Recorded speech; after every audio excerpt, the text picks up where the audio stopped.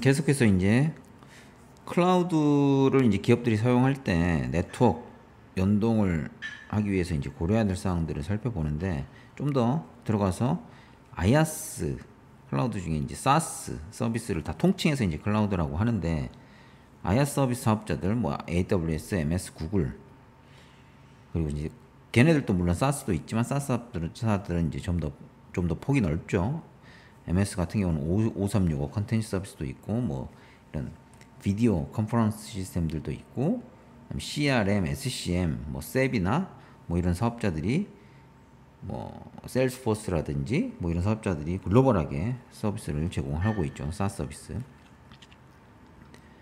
그래서 이제 뭐 기본적으로 먼저 이제 클라우드 환경에서 가장 중요한 것부터 다시 한번 짚고 넘어가도록 하겠습니다.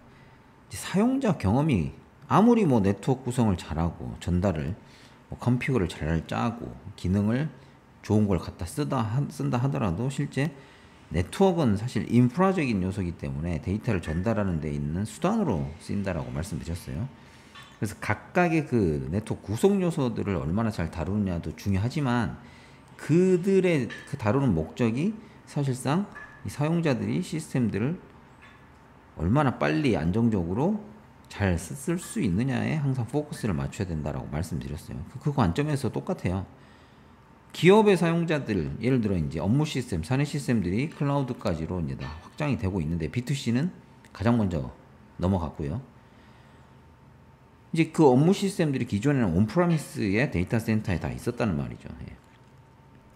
그래서 기업의 사업장들이 온프라미스 데이터 센터에 다 연결이 돼서 이 안에서 다 있던 시스템들을 활용을 했고, 거기에 이제 최적으로 지금 현재의 네트워크가 다 활용할 수 있도록 구성이 되어 있다는 말인데, 이 데이터 센터에 있는 이 워크로드들이 이제 클라우드로 나간다는 말인데, 사실상 그렇게 따지면 이제 사용자의 경험 관점에서 보면 서비스가 이제 좋으니까, 프로덕이 좋아서 빨리 쓸 수 있고, 내가 뭐 다 구축할 수 있으니 미리 다 만들어 놓은 걸 가져다 쓴다는 관점에서 지금 클라우드를 활용을 하는 거잖아요.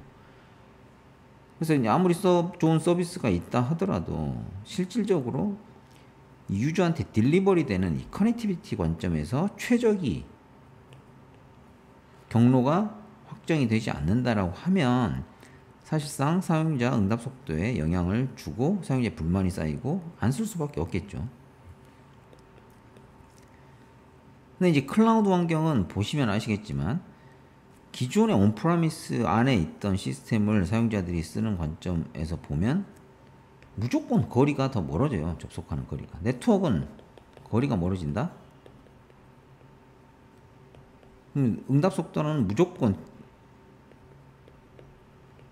TCP 같은, 실제 다 웹베이스의 서비스 형태로 지금 시스템들이 구현이 되어 있기 때문에, HTTP나 HTTPS 같은 TCP 기반의 서비스들은 응답 속도가 네트워크의 거리, RTT에 따라서 무조건 반비례할 수밖에 없다라고 말씀드렸어요. 이게 이제 가장 중요하기 때문에 네트워크 성능이라는 제가 재생 목록에서 따로 다루고 있는데, 밴드위스 아무리 대역폭이 넓다 하더라도, 통신할 수 있는 길이 넓다 하더라도, TCP 같은 경우는 내가 데이터를 가져왔을 때 얘가 받았다는 응답이 들어오기 전까지 다른 데이터들을 또 보내는 게 이 뭐죠? 그 플로우 컨트롤 방식이 있기 때문에, 그래야 이제 사실 잘 받았냐 안 받았냐를 확인하는 과정 때문에 안정성이 높다라고 TCP가 말을 하는 거죠. 그게 이제 반대급부로 거리가 멀어지면 무조건 응답 속도가 떨어질 수밖에 없다. 스루풋이 떨어질 수밖에 없다. 정확히 표현하면. 근데 이제 뭐 온프라미스 안에 있는 데이터 센터들은 제가, 그리고 경로가 이미 특정이 되어 있기 때문에, 기존에는 뭐 예를 들어 어떤 파일을 전송받는데 10초가 걸렸다고 하면, 대용량 파일을, 무조건 더 멀어지는 거예요. 거리가. 왜냐하면 다른 데이터 센터 안으로 시스템이 넘어가는 거기 때문에, 내가 그동안 알지 못하는 뭐 조그만한 고객사들이라든지, 뭐 데이터 센터 옆에 사무실이 있고 나는 이 안에다 어떤 시스템들을 구축해서 썼다라고 하면, 랜단에서 통신하던 게 이제 왼단으로 넘어가는 거니까 당연히 더 멀어지겠죠. 또 하나, 내가 그리고 식별할 수 있는 네트워크가 아닐 수도 있다는 얘기예요. 왜냐하면 클라우드 사업자들의 데이터 센터들은 대부분 인터넷 기반으로 서비스를 하는 게 기본이에요. 아이아스 이제 말씀드리는 아이아스 같은 경우는 전용선 서비스를 가지고 다 있죠. 그래서 전용선 서비스를 이용할 수 있는데 사스 같은 경우는 아예 인터넷이란 말이죠. 거리가 멀어지는 것뿐만 아니고 플러스 알파로 불확실성이 높아지는 거죠. 그 인터넷 구간에서는 내가 통신에 대한 안정성이나 품질을 담보할 수 없다는 거죠. 그게 가장 커서 사실 이슈가 되고 중요하다라고 말씀을 드리는 거예요. 그래서 이제 뭐 이런 아이아스 서비스와 사스 사업자들의 어떤 서비스 특징, 연결 방식을 잘 파악해서 사용자와 서비스 자원까지의 최적의 경로를 항상 구성하는 걸 목표로 해야 된다. 자, 아이아스 사스를 좀 더 살펴볼까요? 아이아스 사스를 보면 아이아스는 말 그대로 데이터 센터가 특정돼서 그 안에 시스템들을 구축하는 형태라고 말씀을 드렸죠. 그래서 온프라미스에 있는 어떤 네트워크와 아니면 사업장이라든지 데이터 센터라든지와 이제 이 물리적으로 어느 리전, 클라우드 사업자들이 이제 글로벌하게 서비스를 제공하기 위해서 데이터 센터를 다 확보를 하고 있고 그게 글로벌하게 흩어져 있죠. 그 글로벌한 위치의 데이터 센터를 하나의 리전으로 이제 서비스 범위에 포함되고 내가 아이아스를 쓴다는 것은 그 리전에 데이터 센터가 정해지는 거고 그 안에 내가 가상으로 자원을 띄워서 서비스를 하겠다라는 거기 때문에 클라우드 안에 이제 그림을 보면 이 IT 전문가들 예를 들어 뭐 클라우드 전문가라든지 아니면 이걸 클라우드 전문 업체한테 줬다라고 하면 이 친구들이 이렇게 시스템을 구축하는 거랑 똑같은 거예요. 위치를 알고 있다는 거죠.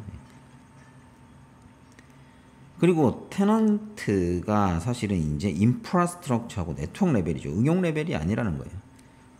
그래서 내 자원과 다른 고객, 해당 클라우드 사업자 입장에서 다른 고객사의 자원은 이제 인프라스트럭처, 네트워크 레벨 단에서 분리가 될 수 있다는 거예요. 라우팅이 가능하다는 뜻이에요. 나만의 쓸 수 있는 VPC라는 개념이 이 얘기를 하는 거고요. 로케이션은 말씀드렸고 스페시픽해진다. 이제 그런 얘기가 지금 뭐 컴퓨팅 자원 물리적으로 박스는 쉐어하고 있지만 그 안에 VM이라는 형태로 객체가 구분이 돼서 이제 네트워크가 분리된 형태로 고객들과 이제 구분된다라는 게 테넌트 개념이라고 이해하시면 될 것 같아요. 그래서 나의 내부망을 내부에 이미 나의 망을 가지고 있다라고 하면 기업이 프라이빗 망 여기 이제 사설 IP로 내가 뭐 이제 내부망이라고 하면 브랜치들이 있고 데이터 센터로 연결되어 있는 이 망이죠. 이 망을 그대로 클라우드까지 확장을 하면 라우팅이 클라우드 안에 VPC라는 형태로 확장을 하면 라우팅이 구현이 가능해지는 거죠. 어떻게 보면 이 데이터 센터가 하나 더 늘어나는 거죠. 클라우드 사업자의 특정 데이터 센터 위치로. 그래서 이제 프라이빗으로 연결할 수 있는 구조가 확보가 되는 거고 이 경로를 뭐 인터넷을 활용한다거나 아니면 전용선 서비스들을 이용해서 직접 연결을 해서 이제 제가 어느 정도 물리적인 거리나 위치를 확인해서 경로 관리를 할 수 있는 구조가 된다는 거죠. 사스 같은 경우는 인터넷 기반으로 똑같아요. 예를 들어 뭐 5365 데이터 센터 같은 게 글로벌하게 여기서 보면 뭐 다 위치가 있을 텐데 이게 모든 나라에 위치하지 않을 수도 있고요. 특정 지역에 서비스별로 제공하는 리전이 다를 수도 있어요. 그리고 완전히 응용단, 어플리케이션 단으로 구분이 되는 개념이기 때문에 인프라, 네트워크 이런 걸 다 쉐어하는 거예요, 사실. 그래서 이제 도메인으로만 구분이 되고 동일한 서버에 들어가서 사용을 하는 게 이제 인증이라는 개념으로만 분리가 되는 거죠, 사실. 그래서 네트워크를 프라이빗하게 연동할 수 없다는 거예요. 사스는. 그래서 기본적으로 이건 다 인터넷 기반으로 서비스가 되는 거고 인터넷 망에 예를 들어 뭐 페이스북이라든지 뭐 구글을 이용하는 개념하고 똑같이 업무 시스템을 쓰는 거죠. 그래서 분산되어 있고 이 분산을 위해서 내 사용자가 여기 있다라고 할 때 사용자가 1이 접속할지 아니면 이쪽으로 접속 잘못돼서 환경을 만드는 구석이 돼 있다라고 하면 이쪽으로 접속할 수도 있는 상황이 발생할 수도 있다는 거예요. 거리가 엄청나게 차이가 나겠죠. 그리고 인터넷을 기반으로 통신하다 보니 인터넷상의 경로가 또 어떻게 되냐에 따라서 이 위치까지 가는데 또 뺑뺑 돌아서 다른 사업자들 거쳐서 이렇게 갈 수도 있는 상황이 발생할 수도 있는 거죠. 그래서 SaaS를 서비스할 때의 접속 경로는 사실 DNS에 대한 어떤 룩검하는 로직과 그다음에 인터넷 라우팅이 어떻게 되냐에 따라서 사실 경로가 결정된다라고 이해하시면 될 것 같아요. 그래서 IaaS 대비 경로가 더 불확실하고, 그래서 한번 내가 처음에는 이 사용자들은 이렇게 접속을 하고 있지만 그 다음에 어떤 변동, 그 클라우드 사업자들의 어떤 서비스에 대한 변경이라든지 중간에 인터넷 사업자의 어떤 경로 변경이라든지 그런 형태에 따라서 응답 속도가 바뀔 수가 있다는 게 이제 SaaS 서비스의 더 불확실성이 크다는 뜻을 이해하시면 될 것 같습니다. 이렇게 기본적으로 IaaS와 SaaS에 대해서 먼저 특징과 그다음에 네트워크 연동할 때 어떤 부분들을 고려해야 될지에 대해서 간단히 설명을 드렸어요. 이제 다음 시간부터는 좀 더 자세하게 실제 연결을 하는 방법과 그 다음에 실제 뭐 또 그 상황에서 고려해야 될 그 서비스별 특징에 따라서 고려해야 될 사항들에 대해서 살펴보도록 하겠습니다.